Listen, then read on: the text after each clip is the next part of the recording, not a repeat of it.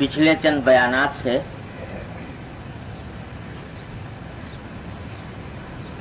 ایسی آیات اور احادیث کی کچھ تشریح پیش کی جا رہی ہے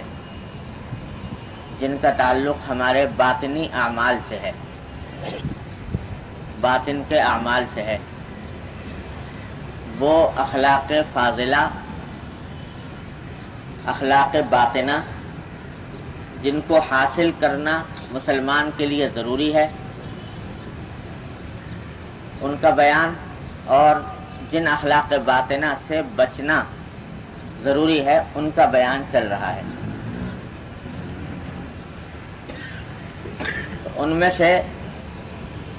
بعض اوصاف کا بیان پیچھے خطابات میں ہو چکا ہے، حلم کا مثلا۔ تو آج اسی سلسلے کے ایک اور خلق کا بیان ہے،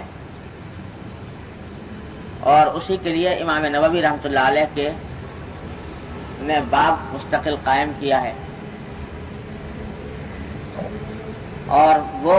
در حقیقت ہر مسلمان کے لیے اس کی تحصیل نہ صرف یہ کہ واجب ہے بذات خود، بلکہ دوسرے تمام اعمال کو صحیح کرنے کے لیے موقوف علیہ، اس کے بغیر دوسرے اعمال بھی صحیح نہیں ہوتے، اور وہ ہے اخلاص، کہ ہر عمل جو بھی ہو وہ اخلاص کے ساتھ ہو، اس میں مقصود اللہ جل جلالہ کی خوشنودی، اللہ جل جلالہ کی رضا مقصود ہو، اور اخلاص کی تحصیل واجب ہے، اور اس کے مخالف یعنی اس کی ضد ہے ریا، نام و نمود، دکھاوا، اللہ کے سوا کسی مخلوق کو راضی کرنے کے لیے کوئی کام کرنا، یہ اس کی ضد ہے۔ اس ریا سے بچنا اور اپنے آپ کو بچانا بھی فرض ہے۔